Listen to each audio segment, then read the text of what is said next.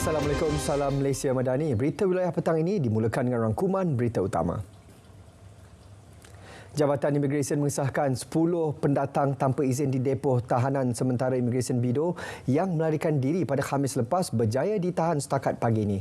Ketua Pengarah Imigresen, Datuk Ruslin Jusof berkata pihaknya kini sedang mengesan baki 120 tahanan lagi dengan operasi pencarian diteruskan sehingga kesemuanya diberkas.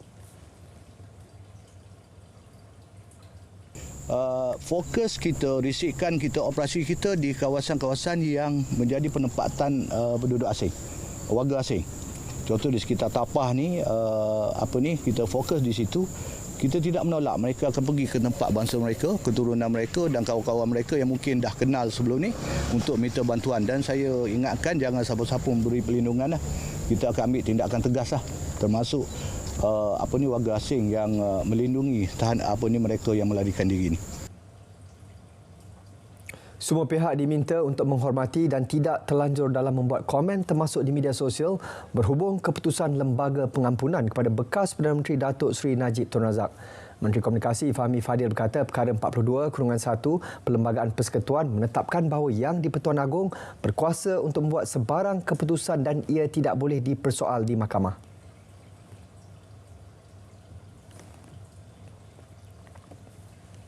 Tapi kita pohon semua untuk menghormati. Ini adalah kuasa tuanku, ya, dan tidak boleh dipersoal di mahkamah. It is non-justiciable. Telah diputuskan dalam beberapa kes dia tidak boleh dipersoal di mahkamah. Jadi kalau di mahkamah tak boleh dipersoal, saya pohon supaya kita hormat keputusan ini. Dan, dia komposisinya. Dalam pada itu, Fahmi mahu semua pihak menyedia perkhidmatan rangkaian muda alih mengambil tindakan segera jika terdapat aduan talian pengguna di seluruh negara. Sebarang penambahbaikan perlu dilaporkan kepada Suruhanjaya Komunikasi dan Multimedia MCMC.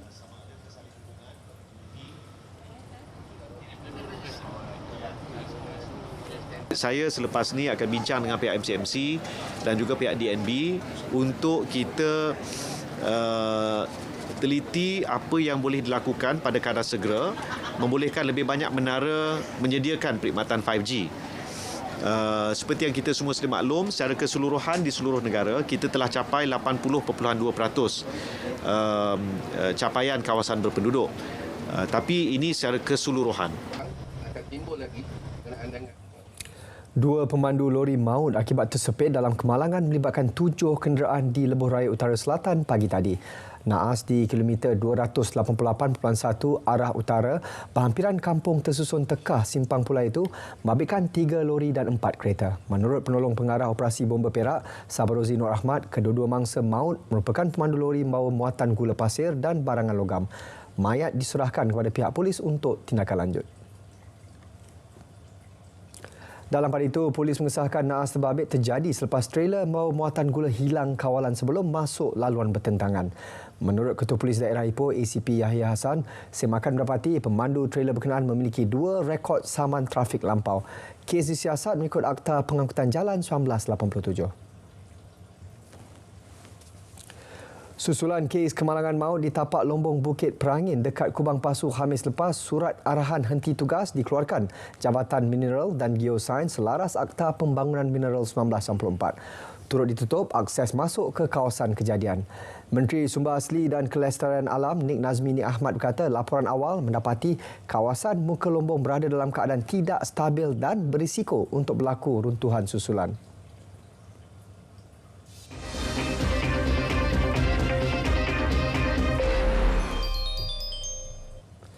Khamis lalu, satu lagi koloni warga asing di Kelang, Selangor digempur pihak berkuasa. Hakikatnya, isu lambakan warga asing khususnya yang memonopoli perniagaan di Meru Kelang sudah lama meresahkan penduduk yang melabelkan mereka sebagai parasit. Wartawan Farah Nada Fazlun meninjau gerak-geri koloni warga asing itu. Saksikan.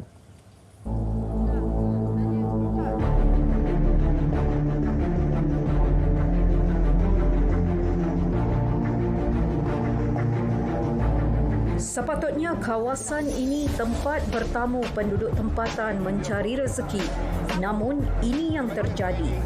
hampir majoriti kawasan perniagaan dari pasar basah hingga barangan runcit dikuasai warga asing, manakala peniaga tempatan hanya dapat sekamnya. Kami turun padang untuk melihat sendiri kegiatan mereka. Kalau dia mereka ni ada juga yang pergi, mereka terus pegang mana-mana company, kantin apa semua, dia akan ambil hantar. Kat situ yang kita susah nak bersaing nak bersaing. Faham? Harga. Seperti dikata, rata-rata peniaga adalah warga asing. Seawal pagi, mereka sudah memulakan kegiatan sambil curiga melihat sekeliling. Kalau pergi mana pun, diorang ni macam ada puak-puak dah, kroni diorang. Kalau kita buat apa-apa pun macam tu, kita bercakap dengan dia kan. Ada ni kan? Sebab tu kau boleh tak nak buat demo ni. Ketika sedang membuat tinjauan, aktiviti kami dapat dihidu oleh Tonto yang cuba untuk melaporkan kepada ketua sindiket seolah-olah seperti kongsi gelap warga asing. Mereka juga berani dan berdolak dalih apabila kami cuba untuk bertanyakan soalan. Seperti mana yang kita nampak tadi di Pasar Meru dan juga di sekitar Bandar Kelang ni, apa yang kita boleh lihat dekat sini, semasa kehadiran kami dekat sini dan juga di Pasar Meru tu, diorang macam dah tahu dah. Diorang nampak saja kelibat kita orang ni, diorang terus dah macam dah ada order, okey tutup kedai, lepas tu letakkan samuan, konon-konon menjadi kambing hitam, acah-acah konon-konon diorang ni sebagai toki ataupun tuan punya lesen. Yang mana kita tahu benda ni memang tak wujud pun. Yang kita tahu memang diorang ni menyewa lesen daripada orang tempatan. Perkara ini mungkin sudah diajukan kepada pihak berkuasa dan bukannya tiada serbuan dibuat. Malah ada premis yang sudah pun digempur. Persoalannya, adakah tindakan itu tidak mencukupi kerana masih berlaku lambakan peniaga asing di Meru Kelang? Sampai bila perkara ini berterusan dan rakyat tempatan hanya mampu menggigit jari? Perdana PBT tolong datang pantau hari-hari sebab peniaga warga asing ni dah melampau sangat. Dah sampai peniaga warga tempatan pula dah takut dengan peniaga warga asing. So kita nak PBT mainkan peranan. Turun padang tiap-tiap hari. Hantar orang, hantar dia punya pegawai-pegawai dia ke penguatkuasa dia, pantau kedai-kedai makan, restoran ataupun kedai runcit, minimarket, semua dah diambil alih oleh warga asing. So warga tempatan nak menjaga apa? Bukan niat untuk menuding jari kepada sesiapa. Namun, parasit seperti ini harus dikekang segera sebelum menular ibarat wabak. Kami cuba mendapatkan maklum balas pihak bertanggungjawab agar satu solusi prolifik dan tuntas dapat dihasilkan dengan kerjasama semua pihak. Nantikan jawapannya dalam laporan khas Siri 2 esok. Siti Farah Nadia Fazlun, RTM. Sebelum ke laporan lain, kita ikuti perkembangan cuaca semasa seluruh negara langsung ke Met Malaysia bersama pegawainya Ruzamin Pilus. Dan salam Malaysia Madani kembali bersama Met Malaysia untuk liputan cuaca terkini. Pada ketika ini, angin timuran menumpu di sekitar Sabah dan Sarawak menyebabkan keadaan cuaca lembap dan potensi untuk hujan berterusan di sebahagian kawasan. Justru itu, Met Malaysia masih lagi mengekalkan amaran kategori waspada bagi kawasan di Sabah meliputi bahagian Kudat, Sandakan dan juga Tawau yang berkuat kuasa sehingga ke tengah malam nanti. Seterusnya pula di Sarawak, amaran kategori waspada juga telah dikeluarkan di kawasan utara Sarawak meliputi bahagian Miri dan juga Limbang yang akan berkuat kuasa sehingga ke 4 Februari nanti. Dan seterusnya, penumpuan arah angin ini akan terus menuju ke kawasan di bahagian tengah Sarawak. Oleh itu, amaran kategori waspada juga telah dikeluarkan bagi kawasan di bahagian Mukah, Sibu dan juga Bintulu yang akan mula berkuat kuasa pada 4 sehingga ke 5 Februari 2024. Keadaan amarah hujan berterusan kategori waspada dikeluarkan dengan jangkaan hujan berterusan yang jangka bermula dalam tempoh 1 hingga 3 hari akan datang atau hujan yang sedang berlaku yang jangkakan boleh berterusan dalam tempoh amaran. Oleh itu, orang awam dinasihatkan supaya sentiasa berhati-hati dengan keadaan cuaca semasa dan bersiap sedia dengan sebarang kemungkinan yang boleh berlaku. Seterusnya, kita beralih kepada tinjauan keadaan cuaca semasa. Paparan satelit terkini menunjukkan kelompok awan aktif di sekitar rantau negara tertumpu di kebanyakan kawasan di Sabah, di bahagian tengah dan utara Sarawak serta di beberapa kawasan di sekitar bahagian barat Semenanjung Malaysia. Untuk laporan terperinci, kita beralih kepada tinjauan gema radar. Di Semenanjung, pada ketika ini keadaan cuaca baik di kebanyakan kawasan.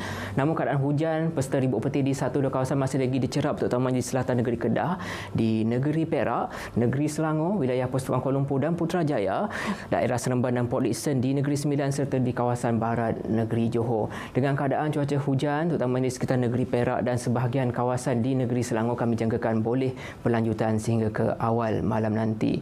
Manakala seterusnya pada awal pagi nanti, keadaan cuaca hujan di Semenanjung dijangkakan akan lebih tertumpu di kawasan berhampiran pantai di negeri Selangor dan juga Perak.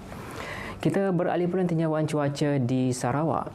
Pada ketika ini, keadaan cuaca hujan di beberapa kawasan dicerap terutama di sekitar bahagian tengah dan utara Sarawak serta di hampir keseluruhan negeri Sabah. Dengan jangkaan hujan terutama yang sedang berlaku di sekitar utara Sarawak serta di bahagian barat, Kudat dan juga di bahagian Sandakan dijangkakan boleh berlanjutan sehingga ke lewat malam nanti. Seterusnya pula, pada awal pagi nanti, keadaan cuaca hujan dijangkakan akan lebih tertumpu di sekitar bahagian Muka, Sibu, Bintulu, Miri dan Limbang, di bahagian perairan di pantai barat Sabah dan juga di kawasan timur Sandakan. Baiklah, untuk mendapatkan info cuaca terkini, boleh ikuti kami di Facebook, Instagram, X serta YouTube rasmi Met Malaysia. Sekian daripada saya, Ruzamin Pilus. Assalamualaikum.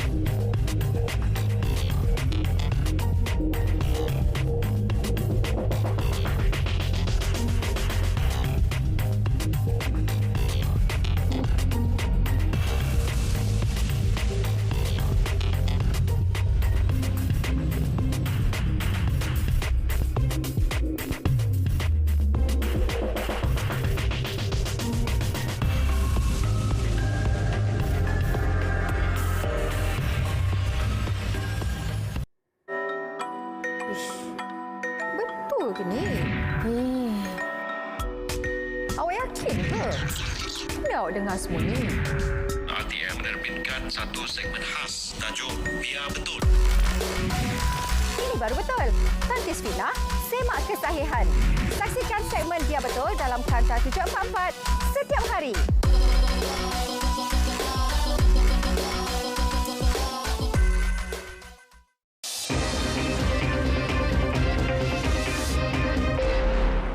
Paparan dari negeri di bawah bayu, 125 peniaga kecil dan penjaja Don Sulaman terima bantuan kewangan. Laporannya terus sahaja bersama Muhammad Syarizam Awang di Kota Kinabalu. Teruskan jam. Ya, sahih. 125 peniaga kecil dan penjaja di kawasan Don Sulaman itu menerima bantuan kewangan daripada pihak berkuasa pembangunan ekonomi dan pelaburan Sabah Sedia dan Sentuhan Kasih Don Sulaman. Bantuan berjumlah RM5,000 bagi setiap penerima merupakan antara usaha kerajaan membela nasib golongan tersebut. Majlis penyampaian bantuan ini disempurnakan Ketua Menteri Datuk Seri Panglima Haji G. Nor di Pusat Kebudayaan Rumpun Bajau Samah, Tuaran. Terdahulu dalam ucapannya, Datuk Haji G berharap bantuan kewangan ini dapat membantu mengembangkan lagi perniagaan mereka sekaligus meningkatkan pendapatan keluarga. Tegas beliau, kerajaan negeri komited untuk mengurangkan kadar kemiskinan di Sabah yang kini mempunyai lebih 22,000 ketua isi rumah KIR miskin tegar yang berdaftar dengan IKASI. Saya amat berterima kasih kepada kerajaan negeri Sabah ini telah memberi bantuan sebanyak RM5,000 untuk memudahkan kami lah sebagai peniaga kecil ini. Saya berterima kasih kepada Datuk Seri Panglima Haji G. Haji Nor telah memberi sumbangan sebanyak RM5,000 kepada kami sebagai peniaga kecil di daerah Tuaran. Harapan saya sungguh sangat besar terhadap peniaga-peniaga kecil kerana telah diberi bantuan. Harapan saya dengan bantuan ini semua dapat membantu kami lagi untuk menambah modal dan juga memperbaiki segala gerai-gerai kami lah. Dalam perkembangan lain, Datuk Haji G yang juga Adun Sulaman mengumumkan peruntukan RM4.5 juta bagi menaik taraf lorong-lorong jalan kampung dalam kawasan Dun berkenaan tahun ini. Pihak berkuasa tempatan di Saram menganjurkan lebih banyak program jualan bagi menggalakkan usahawan kecil dan sederhana berniaga sekaligus menambah pendapatan mereka. Menteri Pembangunan Perindustrian dan Keusahawanan, Datuk Pong Jinza berkata, ia juga secara tidak langsung membantu para peniaga yang tidak mampu menyewa kedai menjalankan perniagaan mereka. Datuk Pung ditemui media selepas merasmikan program Fiesta Makan-Makan Lagi sempena ulang tahun ke-24 Bandaraya Kota Kinabalu di Kota Kinabalu. Bergalakkan lebih banyak program-program macam ini di taman kah ataupun tutup satu jalan supaya ada night market ataupun morning market, tamu dan sebagainya untuk membantu usahawan-usahawan ada tempat untuk mengadakan perniagaan mereka. Tambah Datuk Pung, kementeriannya akan bekerjasama dengan DBKK untuk menggunakan sepenuhnya ruang yang ada untuk memudahkan usahawan kecil menjalankan perniagaan mereka. Lebih 100 usahawan menyertai program ini yang akan berlangsung hingga esok. Universiti Teknologi Mara UiTM Cawangan Sabah memerlukan penambahbaikan kemudahan yang terdapat di institusi berkenaan terutama bangunan yang sudah lama dan uzur. Timbalan Menteri Pendidikan Tinggi Datuk Mustafa Sa'mud memaklumkan antara yang menjadi keutamaan adalah kolej kediaman dan bilik kuliah yang merupakan keperluan asas bagi pelajar yang bakal mengikuti pengajian. Penambahbaikan tersebut amat penting untuk persekitaran pembelajaran yang kondusif yang akan menyumbang kepada kecemerlangan pelajar. Ini memerlukan perhatian daripada Kementerian Pendidikan Tinggi dan juga pengurusan UiTM di peringkat pusat. Jadi insya-Allah saya akan membawa isu-isu yang telah dibentangkan tadi berdasarkan prioriti supaya kita cuba untuk memastikan bahawa proses pendidikan dan pembelajaran UiTM Sabah ini tidak terencat. Sementara itu, Rektor UiTM Cawangan Sabah, Profesor Madya Dr. Rosita Uji Muhammad yakin usaha kerajaan untuk menambah baik kemudahan di UiTM akan dapat membantu pelajar, khususnya keluarga B40, mendapat kemudahan pendidikan yang kondusif. Ketika ini, UiTM Cawangan Sabah mempunyai 5,000 pelajar dan kolej kediaman hanya dapat menampung kira-kira 3,000 penempatan pelajar. Pembinaan bangunan baharu Sekolah Kebangsaan SK Bin Suluk membakut yang menelan kos lebih RM5 juta dijangka siap Julai depan. Bangunan baharu yang mempunyai 8 bilik darjah itu mampu menampung kira-kira 300 murid. Ahli Parlimen Kimanis Datuk Muhammad Alamin berkata apabila siap ia dapat mengatasi masalah sekolah daif dan kesesakan bilik darjah yang dihadapi sekolah ini. Bercakap kepada pemberita selepas meninjau kerja-kerja pembinaan SK Bin Suluk ini, Datuk Muhammad berkata beberapa buah sekolah dalam Parlimen Kimanis juga dalam pembinaan dan prabina iaitu SK Lumat, SK Pekan Kimanis, SK Kelatuan dan SK Biging. Sementara pembinaan SK Mandahan dan SK Kampung Brunei Membakut telah siap lebih awal. Kerajaan sangat serius untuk memastikan akses pendidikan kepada anak-anak kita itu dapat diberikan dengan sebaik-baiknya. Bukan hanya sekolah sistem pengajaran semata-mata tetapi juga dari segi fizikal sekolah. Datuk Muhammad yang juga Timbalan Menteri Luar Negeri turut meninjau kerja-kerja pembinaan SK Lumat Beaufort yang kini 90% siap. Kerajaan negeri menyambut baik penganjuran lampu Palooza oleh Lembaga Pelancongan Sabah STB bagi menarik lebih ramai pelancong tempatan dan luar negara ke Bandaraya Kota Kinabalu. Menteri Pelancongan, Kebudayaan dan Alam Sekitar Datuk Christina Leo berkata penganjurannya selaras usaha mempromosi sektor pelancongan negeri. I like the people to enjoy whatever we can offer. Following the times, we enjoy what we can offer. If you notice just now the light, we have elephants, we have all the local wildlife, and this is one very good way of promoting our local ecotourism. And I think this is a wonderful project. Lampu Palooza ini dihasilkan menerusi inovasi kitar semula oleh Jepson Wong dengan kerjasama pasukan Tony Bung bagi menghasilkan cahaya melalui tenaga elektrik solar.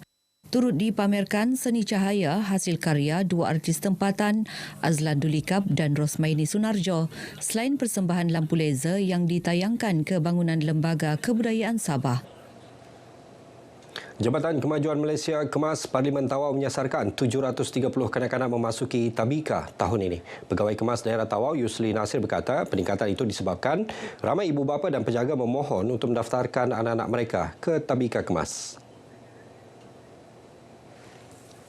Tahun ini, Kemas Daerah Tawau menyediakan 8 daripada 16 tabika untuk menjalankan program pratahfiz di Parlimen Tawau. Kita ada beberapa modul dikemas. Selain daripada itu, pada tahun 2023 juga kita ada satu modul baharu iaitu Tabika Tahfiz Kemas yang dilancarkan dan mensasarkan lebih kurang 1,500 hufaz cilik pada tahun 2023 dan pada tahun 2024 ni dikembangkan lagi modul-modul ini ke Tabika Kemas di seluruh Malaysia. Yusli ditemui pemberita selepas Hari Apresiasi Tabika Tadika Parlimen Tawau sesi 2023-2024 yang disempurnakan Ahli Dewan Belia Sabah Balung, Jumardi Saka. Saya minta kepada ibu bapa mainkan peranan agar mereka tidak ragu-ragu untuk mengantar anak mereka untuk daftar anak mereka ke sekolah Tadika Kemas ini. Seramai 389 kanak-kanak diraikan pada majlis ini. Baik, sekian paparan dari Sabah untuk petang ini. Dari sungai hingga ke segara, Palestin pasti merdeka. Kita kembali bersama dengan Sahih. Silakan Sahih. Baik Jam, terima kasih.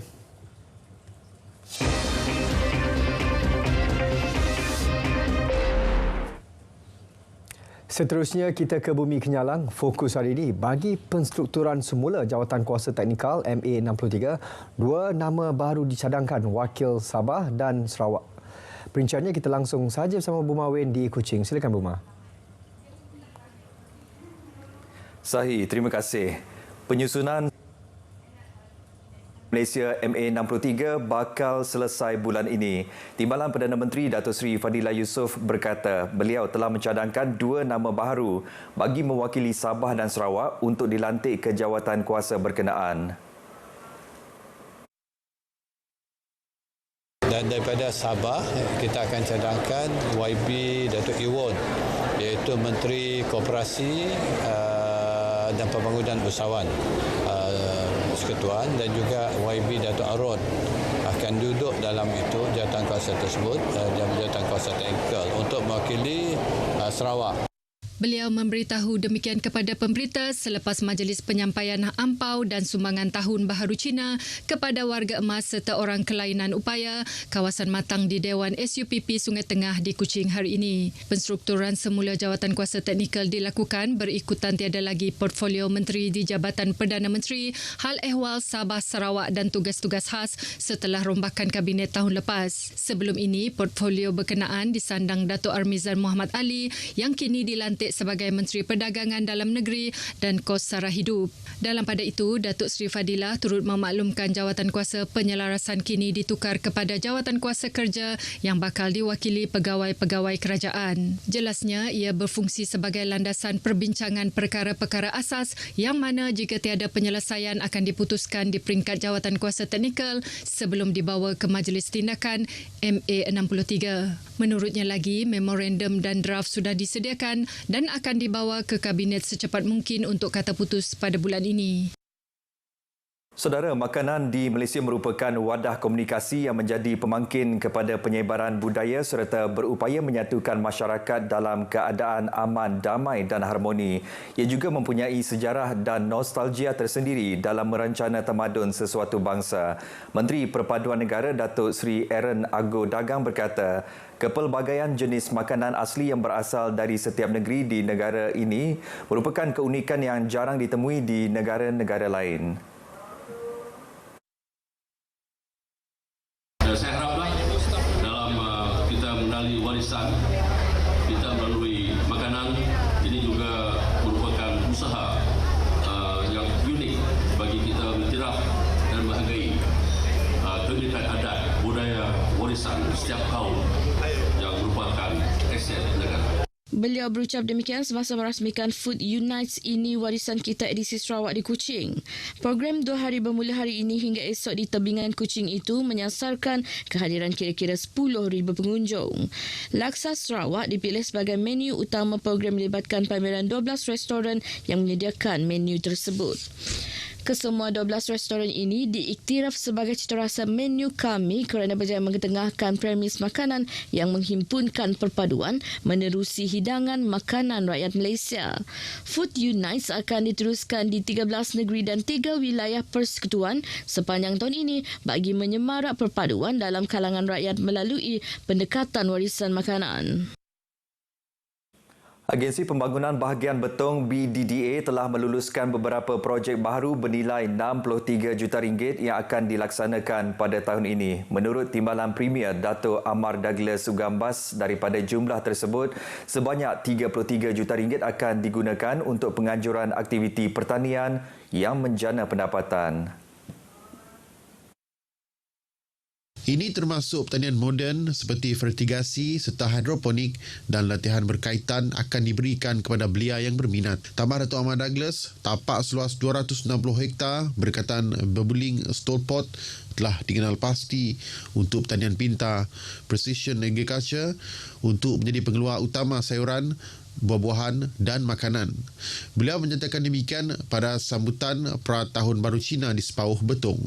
Menyentuh pembangunan di Sepauh, Dato' Ahmad Douglas mendedahkan tebingan Sepauh akan dinaik taraf dengan kos RM20 juta, pembesaran pasar dengan kos RM5 juta serta pusat dialisis bernilai RM5 juta. Pada majlis tersebut, beliau turut mengumumkan geran RM170,000 untuk pelbagai projek dan program. Dato' Ahmad Douglas juga menyampaikan angpau kepada 46 warga emas pada majlis berkenaan. Kementerian Pengangkutan MOT telah mengumumkan beberapa inisiatif untuk memudahkan rakyat khusus perantau untuk pulang ke kampung halaman bersempena sambutan Tahun Baharu Cina yang berbaki seminggu lagi. Timbalan Menterinya Dato' Hasbi Habibullah berkata inisiatif itu dilaksanakan setiap kali musim perayaan termasuk Tahun Baharu Cina bagi menampung permintaan semasa seperti penambahan tiket kapal terbang. Kementerian memang ada inisiatif tertentu yang dibuat untuk memudahkan rakyat kita yang nak terbang menggunakan kapal terbang di musim hari perayaan perayaan Tahun Baru Cina ke sebelum ini pun Christmas dan juga insya-Allah tak lama lagi lepas Tahun Baru Raya menanti. Semua inisiatif ini ada dibuat oleh kerajaan diberikan mungkin 3 hari sebelum perayaan begitu. Jadi semua ni memang ada kerajaan prihatin tentang keperluan rakyat ni yang nak balik yang menggunakan kapal terbang dan sebagainya. Inisiatif itu memang ada dibuat oleh kerajaan. Beliau ditemui pemberita selepas merasmikan Majlis Penutupan Lesen Memandu B2 MyLesen peringkat Parlimen di Dewan Suara Limbang. Seramai 944 orang menerima lesen motosikal kelas B2 dalam program bantuan MyLesen. Menyentuh mengenai program itu, Datuk Hasbi yang juga Ahli Parlimen Limbang menyifatkan bantuan itu amat bermakna kepada mereka yang memerlukan lesen bagi meningkatkan ekonomi diri. Kerajaan melalui MOT telah menyediakan bantuan kepada 40,000 peserta untuk menyertai program bantuan MyLesen B2 di seluruh negara tahun ini. Jabatan Kemajuan Masyarakat Kemas telah menerima anugerah Trusted Brand iaitu jenama paling dipercayai bagi kategori Pusat Pembelajaran Prasekolah Pilihan Pengguna di Malaysia oleh Reader's Digest sebanyak 4 kali pada 2017, 2020, 2022 dan 2023. Timbalan Menteri Perhubungan Wanita, Kanak-kanak dan Kesejahteraan Komuniti Sarawak, Datuk Rozi Yunus berkata, ke arah itu pelbagai inisiatif telah diperkenalkan di Tadbika dan Taska Kemas bagi memastikan kelestarian kualiti dan peranan pendidikan awal kanak-kanak Kemas sentiasa relevan. Penubuhan Tadbika dan Taska Permata Kemas diharapkan dapat memberikan kemudahan kepada kanak-kanak untuk belajar serta dapat menjadi modul dan rujukan kepada Tadbika dan Taska lain dalam aspek pengurusan dan penyediaan pendidikan awal kanak-kanak. Sokongan tulusan ibu bapa juga dapat membantu mencapai aspirasi negara untuk menyediakan platform awal ke arah melahirkan modal insan yang cemerlang dan gemilang. Beliau berkata demikian pada Majlis Apresiasi Kanak-kanak Tadbika dan Taska Permata Kemas Parlimen Miri. Seramai 233 kanak-kanak 6 tahun menerima sijil tamat Tadbika melibatkan 33 Tadbika, manakala 25 kanak-kanak dari 4 Taska pada majlis tersebut. Baik, sebanyak 10% dari jumlah penduduk di Parlimen Tanjung Manis telah mendaftar di sistem pangkalan data utama padu setakat ini. Ahli Parlimen Tanjung Manis, Insinyur Yusof Abdul Wahab berkata, dari jumlah tersebut hanya 3,000 orang daripada 32,000 jumlah pengundi berdaftar berusia 18 tahun ke atas telah mendaftar padu.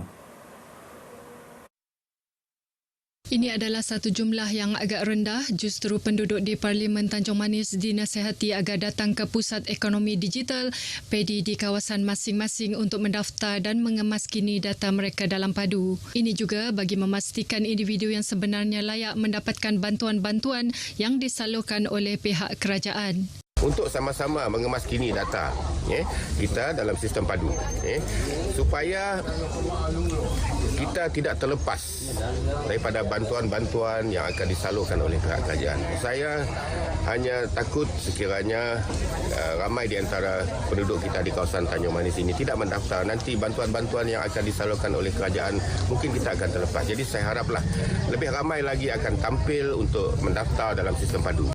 Beliau berkata demikian kepada pemberita selepas lawatan dan tinjauan program jualan agromadani di Masjid Ar-Rahmah, Kampung Seberang Sarike. Selain Tugu Burung Merpati, Tokong Ciun juga berpotensi menjadi antara lokasi tumpuan pelancong di Bandar Simanggang. Ahli Parlimen Sri Aman, Datuk Seri Doris Sofia Brody berkata, ini kerana tokong yang telah ditubuhkan 130 tahun itu memiliki keunikan tersendiri. Lokasinya yang strategik berhadapan dengan Batang Lupa merupakan kawasan tumpuan masyarakat tempatan dan luar, lebih-lebih lagi semasa Pesta Benar. Ia juga menjadi lambang perpaduan dan keharmonian penduduk setempat di bandar berkenaan. Bukan saja dia akan menyatupadukan masyarakat Cina di Sri Aman, bahkan masyarakat lain juga melihat ini sebagai satu kemegahan perpaduan yang erat di Sri Aman ini. Beliau memberitahu pemberita selepas merasmikan pesta lampu di pekarangan Tokong Ciun Anjuran Simanggang Sun Heng Society sekaligus menandakan sambutan Tahun Baru Cina bakal disambut seminggu lagi. Pada majlis sama, Simanggang Sun Heng Society menerima peruntukan RM30,000 untuk melaksanakan program dan aktiviti kesatuan berkenaan. Baik saudara, perkongsian itu tadi mengakhiri berita dari Sarawak. Dari sungai hingga ke segara, Palestin pasti merdeka. Kembali ke Angkasa Puri bersama Sahi untuk berita seterusnya. Sahi, silakan. Baik, Bumar, terima kasih.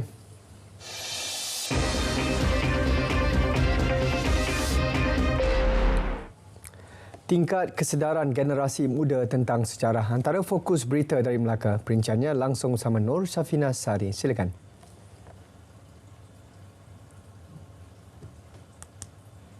Baik Sahi, Kerajaan negeri laksana pelbagai inisiatif bagi mempertingkat kesedaran dan pengetahuan terhadap warisan sejarah dalam kalangan generasi muda di negeri ini. Ketua Menteri Datuk Seri Abdul Rauf Yusof berkata, pihaknya menyemai semangat cintakan sejarah bermula dari peringkat sekolah dengan mengadakan pelbagai pertandingan seni dan budaya seperti pertandingan pantun dan dondang sayang. Program yang dilaksanakan juga sebahagian daripada medium pembangunan modal insan ke arah melahirkan masyarakat yang mengamalkan budi bahasa serta nilai-nilai murni dalam membentuk perpaduan dan keharmonian. Itu sebab saya menyemai semangat cinta seni dan budaya ini pada peringkat sekolah dengan mengadakan pertandingan pantun bagi mereka dapat menzahirkan curahan hati mengikut nilai budaya Melayu yang akan kita pamerkan pantun-pantun terbaik ini di gerbang-gerbang masuk negeri Melaka dan sekolah-sekolah yang terbaik. Beliau berkata demikian pada sidang media selepas merasmikan Majlis Pelancaran Penyampaian Bantuan Persekolahan Sekolah Rendah Sumbangan Kerajaan Negeri Melaka sesi akademik 2024 di Aikro. Jelas beliau, tawaran menerusi insentif bijak sejarah bertujuan untuk mengajar anak jati Melaka menghayati dan menghargai nilai sejarah negara. Sempena Hari Pengisytiharan Kemerdekaan 20 Februari ini, Kerajaan Negeri akan mengadakan perarakan Malam Aneka Warna. Ia bagi mengimbau kembali peristiwa ketibaan rombongan Tunku Abdul Rahman Putera Al-Haj pada 1956 untuk mengumumkan kemerdekaan di Bandar Hilir. Perarakan itu akan bermula di Menara Jam State Heights hingga ke pekarangan Memorial Pengisytiharan Bandar Hilir. Pelakon yang di atas kenderaan Yang Amat Berhormat Ketua Menteri Datuk Abdul Razak dan juga Menteri Pelancongan. Kita akan lakonkan exactly apa yang berlaku pada tahun 1956. Ya, VIP juga akan melakukan watak itu. Jadi di Malam Aneka Warna itu juga akan dilakonkan oleh pelakon watak-watak waktu malam itu, malam persembahan itu. Malam Aneka Warna disebut. Beliau berkata demikian selepas merasmikan pameran lukisan splendid Melaka Colourful of Malaysia dan pameran foto Persatuan Alam Semula Jadi Malaysia MNS di Balai Seni Lukis Melaka. Kira-kira 1 juta pengunjung disasar ke Jongke Walk sepanjang sambutan Tahun Baru Cina TBC bermula 10 Februari ini. Ia susulan pelbagai aktiviti sambutan diadakan di pusat pelancongan itu sepanjang 15 hari sambutan TBC. Sebanyak 1,000 hiasan juga telah dipasang di sepanjang kawasan tersebut. Bila sampai Tahun Baru Cina, saya percaya lagi ramailah pelancong akan masuk ke kawasan Jongke Walk. Kita sasarkan tahun ni 1 juta pelancong masuk ke Jongke Walk sempena Tahun Baru Cina yang 15 hari ini. Dari 10 Februari hingga Cap Gome, 15 hari. Ya, sasaran dia Jongke Walk dah jadi satu ikon pelancong. Yang siapa datang ke Melaka mesti ke Jongke Walk. So bilangan dia berapa datang Melaka, so kita dapat bilangannya yang sama. Beliau berkata demikian ketika ditemui pemberita di Jongke Walk. Pada 22 Februari depan, jamuan Rumah Terbuka Tahun Baru Cina Kerajaan Negeri Melaka akan diadakan di Jongke Walk. Pemasangan lift baharu Hospital Melaka yang bermula pada tahun 2022 telah siap sepenuhnya dengan kos sebanyak 7.4 juta ringgit. Pemasangan 11 daripada 22 jumlah keseluruhan lift penumpang di hospital itu selesai dan dibuka untuk operasi sekaligus meningkatkan mutu perkhidmatan dan memberi keselesaan kepada pengguna. Projek dimulakan sejak 23 September 2022, sepatutnya selesai pada 3 Februari depan, namun disiapkan 30 hari lebih awal. Projek ini telah berjaya dijimatkan hampir RM500,000. 11 lift dengan nilai kos 7.2 juta. Jadi lepas ni saya harap di Hospital Melaka, Premis Hospital Melaka ni dengan siapnya 11 lift yang menjadi isu sekian lama tentang kebudayaan awam, itu lift di Hospital Melaka ni berjaya diselesaikan, dan lepas ni kita hanya buat jaga maintenance je lah. pengurusan maintenance untuk kemudahan di masyarakat. Pihaknya berharap isu berkenaan lift hospital itu yang pernah tular sebelum ini tidak lagi berbangkit pada masa akan datang. Skop projek adalah penggantian 2 unit lift penumpang dan menambah baik ruang sedia ada, termasuk kerja awam di blok baru dengan penggantian 6 unit lift penumpang di blok baru dan 1 unit di blok B bangunan lama. Sekian perkembangan berita Negeri Melaka. Dari sungai hingga ke sagara, Palestin pasti merdeka. Kembali ke Angkasa Peri. Salam hormat. Assalamualaikum. Baik, Syafinas, terima kasih. Keluarga Allahyarhamah Mila Syamilah Samsusah atau dikenali Bella menerima kunjungan pejabat Perdana Menteri di kediaman Bella di Batu Pahat. Setiausaha Politik Kanan Perdana Menteri Datuk Seri Samsul Iskandar Muhammad Akin berkata lawatan tersebut bagi mewakili Datuk Seri Anwar Ibrahim menyampaikan salam takziah kepada keluarga ibu tunggal yang dibunuh Disember lalu.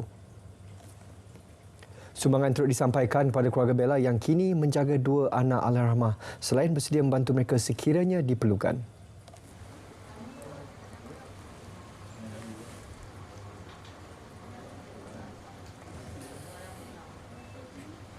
Dan saya juga harap agensi-agensi yang berkaitan seperti Jabatan Kebajikan Masyarakat akan mengambil inisiatif untuk turut sama membantulah bagi meringankan beban keluarga Allahyarhamah. Okey, anak Bella dia masih tak faham lagi lah. Maksudnya sekarang ni dia cuma anggap yang mami dia pergi kerja je. Bila kita duduk ramai-ramai berbual, lepas tu kita ada tersebut Mami pergi mana? Macam kita ada tersebut kisah Bella ni, so nanti dia akan tanya Mami pergi mana Umi? Mami pergi mana? Macam tu je. Maritim Malaysia Johor menahan seorang lelaki berumur 48 tahun di Pontian kerana cuba menyelundup keluar 4 lelaki warga Indonesia. Pengarah Maritim Johor Nurul Hizam Zakaria berkata tangkapan tekong bersama warga asing tersebut dibuat di 1.6 Batu Nautika Barat Daya Tanjung Piai. Ketika kejadian, bot ronda maritim mengesan sebuah bot berada dalam keadaan mencurigakan sebelum bot itu bertindak memecut laju ke arah perairan Indonesia setelah menyedari kehadiran maritim.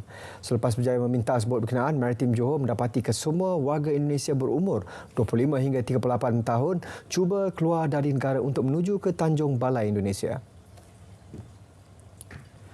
4,500 petugas pembersihan dan 580 kenderaan berjentera SWM Environment beroperasi seperti biasa di 15 kawasan PBT Johor sempena Tahun Baru Cina pada 10 Februari.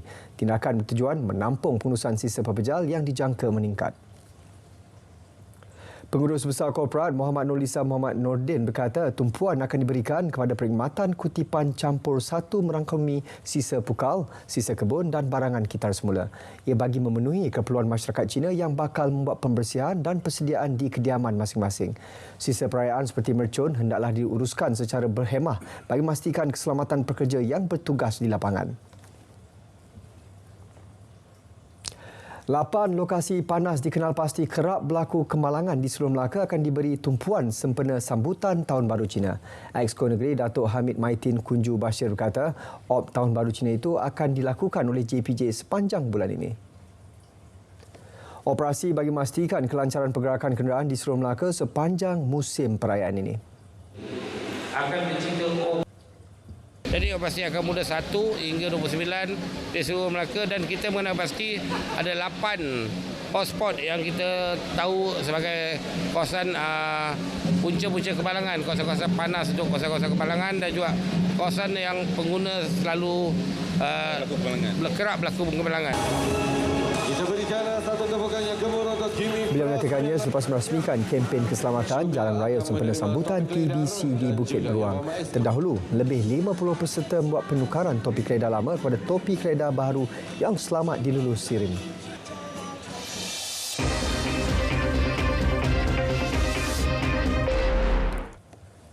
Jenazah anggota tentera Sarjan Rozali Abdul Rani yang terlibat kemalangan di kilometer 75 Lebuh Raya Utara Selatan di Gurun Kedah selamat dikebumikan 8 pagi tadi. Jenazah disemadikan di Tanah Perkuburan Islam Gong Bayur Besut mengikut istiadat pengebumian Angkatan Tentera. Istiadat pengebumian diketuai Pegawai Waran 2 Hazrul Suhaimi selaku Ketua Pengusung bersama 8 anggota lain-lain pangkat dari Batalion Ketiga Regimen Sempadan Kem Pengkalan Hulu Perak. Turut hadir pegawai pemerintah Batalion Ketiga Regimen Sempadan Kem Pengkalan Hulu Perak, Lieutenant Colonel Saiful Azril Zahimi. Allahyarham meninggalkan isteri Tuan Nur Hazliza Tuan Muhammad Nur dan anak tunggal mereka Muhammad Nabil Razali 13 tahun. Suasana pilu menyelubungi ahli keluarga termasuk ibu Allahyarham Nik Zabedah Muhammad 62 tahun serta lebih 200 sanak saudara. Anak Allahyarham Muhammad Nabil berkata beliau tidak menyangka pertemuan Khamis lalu adalah terakhir buat dirinya.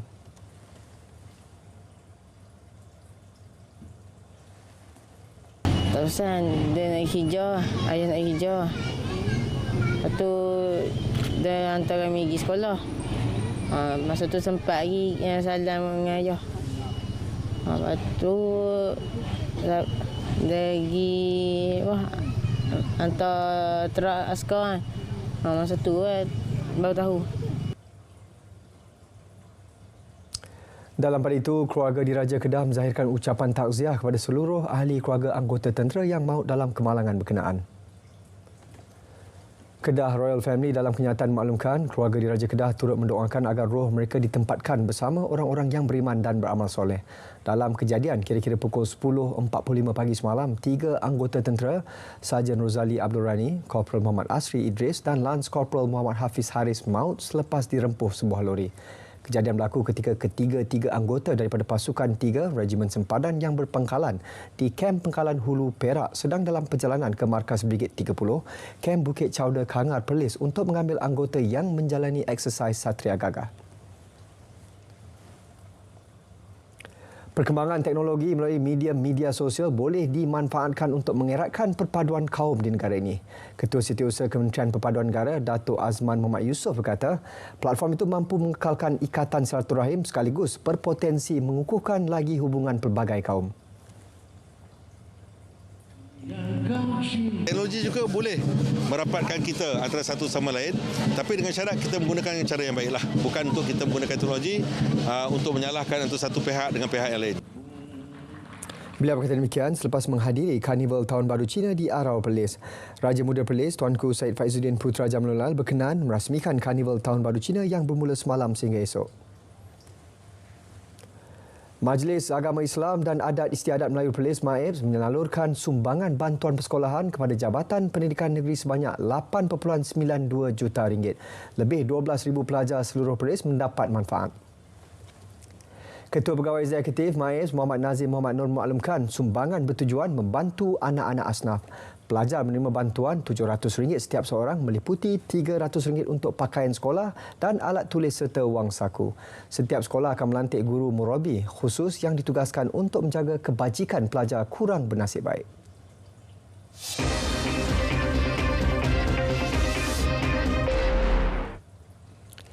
Satu pusat pemindahan sementara PPS dibuka bagi menempatkan 28 penduduk terjejas banjir Kampung Ulu Sungai Raup pagi tadi. Semua penduduk daripada 12 keluarga ditempatkan di PPS Sekolah Kebangsaan Ulu Sungai. Sekretariat Jawatankuasa Pengurusan Bencana Daerah Raup dalam kenyataannya memaklumkan hujan lebat berterusan malam tadi di daerah itu menyebabkan paras air sungai berdekatan penempatan tersebut melimpah. Angkatan Pertahanan Awam segera membuat pemantauan berhubung kejadian tersebut.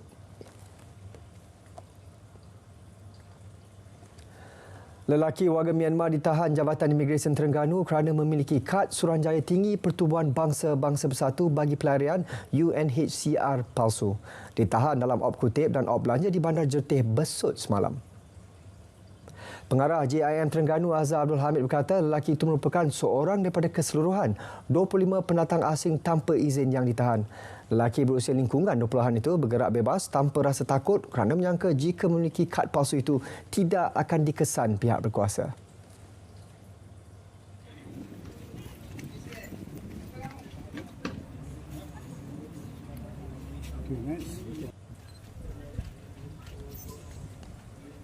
Okey, yang tu siasatan kita tadi setelah kita siasat, dia kata dia buat kad tu dengan harga 150 daripada seorang rakan di Johor Bahru.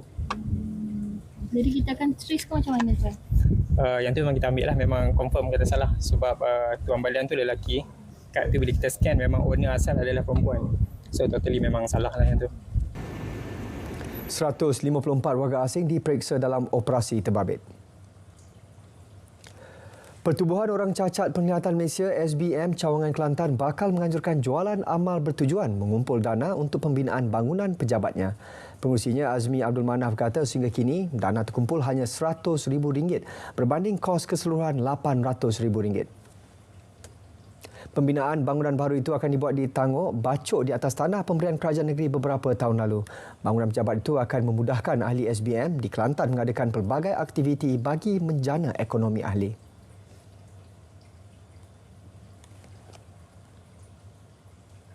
Kita dapat bangunan sendiri, jadi banyak faedah situlah. Ahli-ahli kita boleh berkumpul, jadi duit pun jimat. Ahli kita Senin nak buat segala aktiviti, kita tidak keluar banyak belanja lah. SBM Cawangan Kelantan kini beroperasi dengan menyewa premis kediaman di Kampung Padang Mokan, Peringat pada kadar sewa RM850 sebulan. Orang ramai boleh mengulurkan sumbangan menerusi info tertera.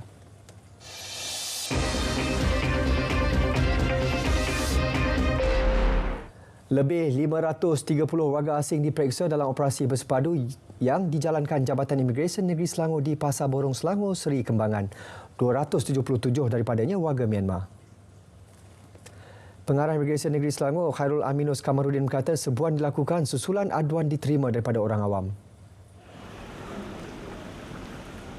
Terus yang ada dokumen original genuine, kita teratur, kita akan bebaskan mereka pada malam ni juga. Kita tak akan bawa ke pejabat. Kita akan selesaikan. Di sini saja. Tapi kita akan buat surat saringan ya. Ya, betul.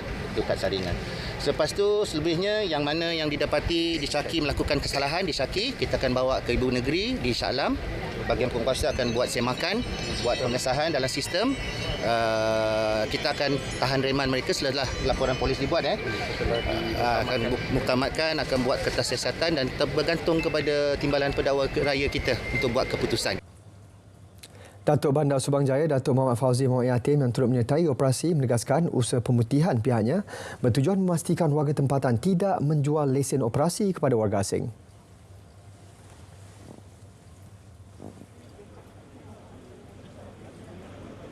Peniaga tempatan yang dilesenkan oleh majlis lesen perniagaan itu dialibabakan kepada warga tempatan. Di sini punca dia. So saya mintalah juga kepada yang dah dapat lesen daripada majlis, negalah. Nega. Jangan bagi kepada pihak lain. Jangan alibabakan kepada warga asing. Operasi bermula pukul 3 pagi disertai lebih 100 anggota Jabatan Imigresen Selangor selain 60 anggota MBSJ turut mendapat kerjasama polis, Jabatan Pendaftaran dan Angkatan Pertahanan Awam. Jika disyaki bersalah, tindakan lanjut akan diambil berdasarkan Akta Imigresen 1959-63 dalam kurungan Akta 155. Lebih 80 reruai dan kaunter perkhidmatan dibuka bersempena Hari Terbuka Putrajaya 2024 yang berlangsung di Kompleks Perbadanan Putrajaya. Program kini berlangsung hingga esok berkonsepkan pusat sehenti bagi memudahkan pengunjung mendapatkan perkhidmatan daripada kementerian, agensi kerajaan dan swasta. Pengarah Bahagian Komunikasi Korporat Perbadanan Putrajaya PPJ Nurzita Abdul Razak menyifatkan pelaksanaan program ini sebagai platform meningkatkan jaringan sosial antara PPJ dengan warga komuniti sekaligus mewujudkan kebersamaan antara pemegang taruh, pelanggan dan rakan strategik.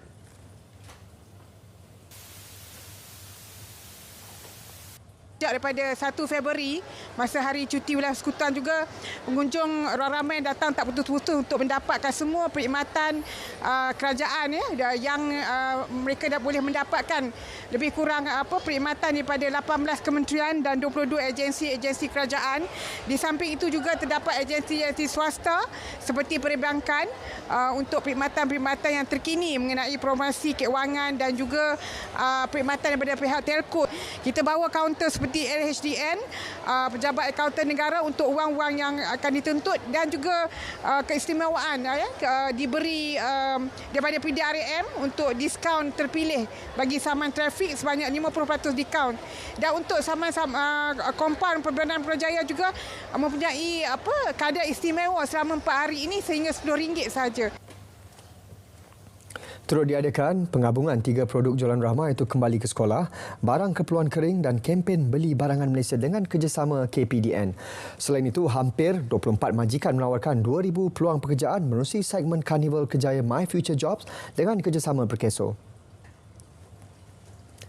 Selangor FC SFC mengumumkan secara rasmi pemain import kedua pemain kelahiran Chile Ronnie Fernandez untuk menghadapi saingan Liga Malaysia bagi musim 2024-2025. Penyerang berumur 32 tahun itu merupakan pemain pembangunan pasukan Santiago Wanderers FC bawah 19 tahun sebelum dinaikkan ke skuad utama kelab tersebut pada Januari 2010. Sepanjang beraksi bersama Santiago Wanderers FC, Fernandez telah beraksi dalam 92 perlawanan, menjaring 22 gol serta mencetak 10 bantuan gol.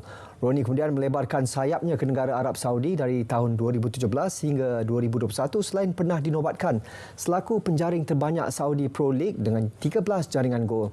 Beliau juga pernah berkelana di Amerika Selatan bersama kelab Bolivar La Paz, membantu pasukannya menjuari Copa de la División Profesional dan meraih tempat kedua dalam Primera Division 2023. Ronnie Fernandez merupakan pemain terbaru kedua yang diperkenalkan untuk membarisi skuad utama Gergasi Merah selepas pemain pertahanan Umar Bek Esma Rudolf.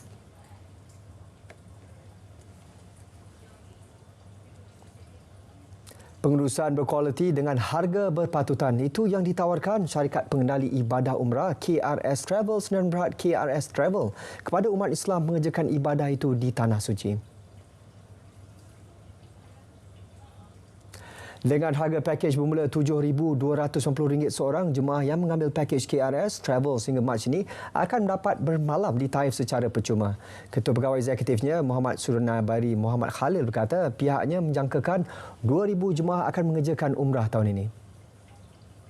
Saya dah berpengalaman selama 30 tahun dan kita faham apa yang jemaah perlukan, terutamanya dari segi penginapan, yang perlukan penginapan yang dekat dengan masjid dan juga dari segi makanan. Ini yang dua perkara faktor utama. Dan juga sewaktu kita di sana, kita menyediakan mutawif yang boleh sentiasa bersama-sama dengan jemaah dan sentiasa mengikut jemaah sampailah jemaah balik ke Malaysia. Selain itu, pengisian program juga menjadi faktor penarik jemaah menggunakan perkhidmatan mereka.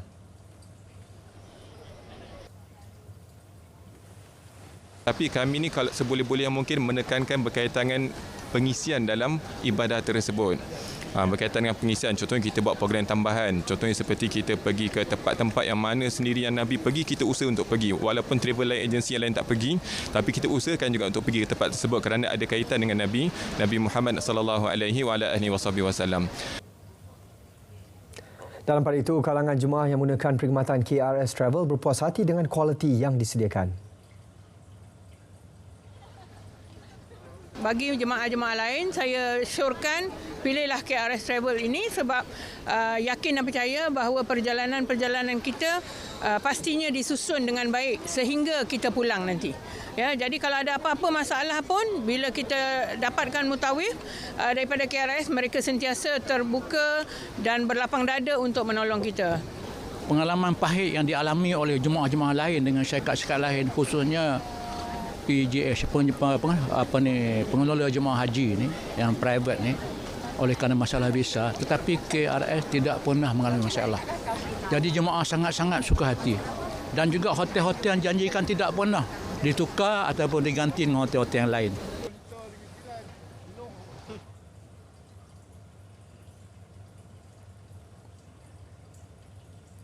Laporan itu mengakhiri berita wilayah. Dari sungai ke segara, Palestin pasti merdeka.